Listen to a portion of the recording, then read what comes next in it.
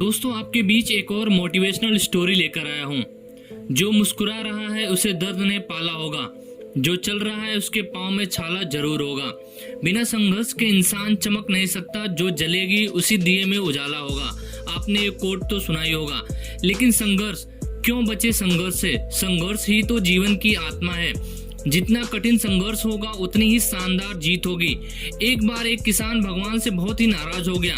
किसान बहुत मेहनती था, बहुत ही मेहनत से वह खेतों में अनाज उगाता था, उसकी देखभाल करता था, पर अक्सर उसकी फसल खराब हो जाती थी।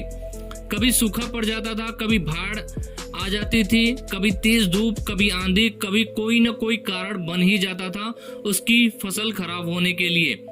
एक दिन वह किसान गुस्से में आसमान की ओर देखकर भगवान से कहा, हे ईश्वर, आपको ऐसा क्यों लगता है और सर्वज्ञ मानते हैं और आपको बहुत लोग ही जानते हैं, लेकिन आप सब को जानते हुए भी कहते हैं कि आपके इच्छा के बिना एक पत्ता भी नहीं हिलता है। पर मुझे तो लगता है कि आप छोटी सी छोटी बात भी नहीं जानते हैं।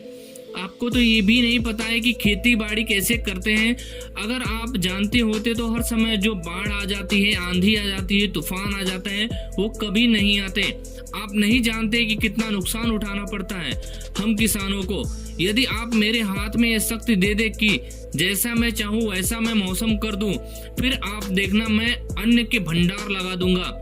भगवान इस किसान के तीखे वाक्य सुनकर मुस्कुरा रहे थे और किसान के सामने प्रकट होकर बोले, मैं आज से तुझे यह शक्ति देता हूँ कि तुम अपनी खेती पर तुम्हारे जैसी इच्छा हो तुम वैसा मौसम कर दोगे। मैं बिल्कुल भी दखल नहीं दूंगा, तुम्हारी इच्छा से सब कुछ होगा। किसान बहुत खुश हो गया। किसान ने गेहूं की फसल अपनी खेतों में बोई। जब उसे लगा कि खेतों को धूप चाहिए तो खेतों को धूप मिले, जब पानी बरसना चाहिए तभी पानी बरसा। आंधी तूफान बाढ़ कुछ भी हो उसमें अपने खेतों पर आने नहीं दिया। किसान के खेत में इस वर्ष ऐसी फसल हुई जैसी कभी नहीं हुई थी।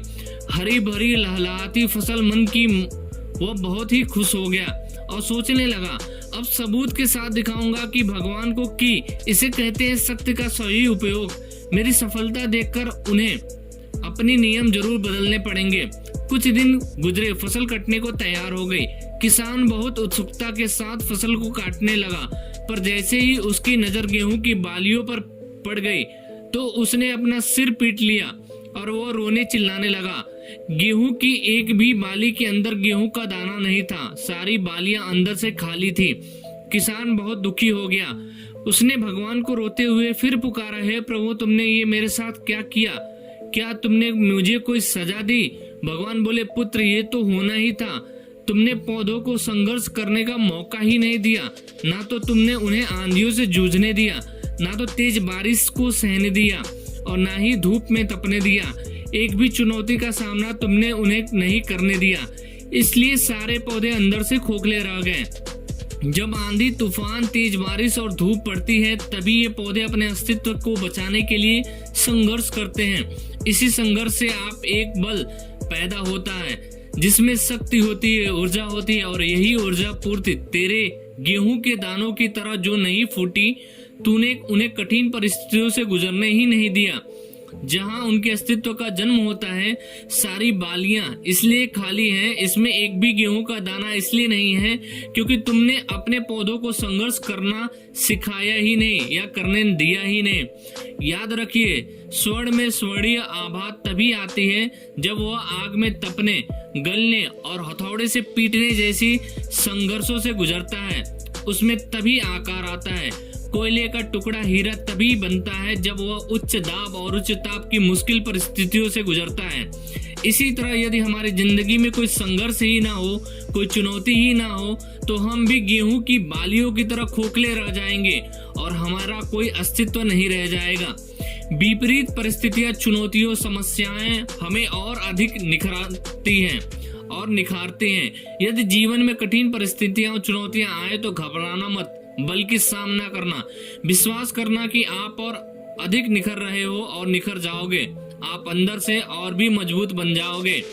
किसी ने सही कहा है, जिंदगी जीना आसान नहीं होता, बिना संघर्ष के कोई महान नहीं होता। जब तक ना पड़े हथौड़े की चोट तब तक पत्थर भी भगवान नहीं होता। उसी तरह अपने आप को संघर्ष में झोंक दीजिए, तभी आपका आकार निकलेगा और आपका भविष्य तय होगा।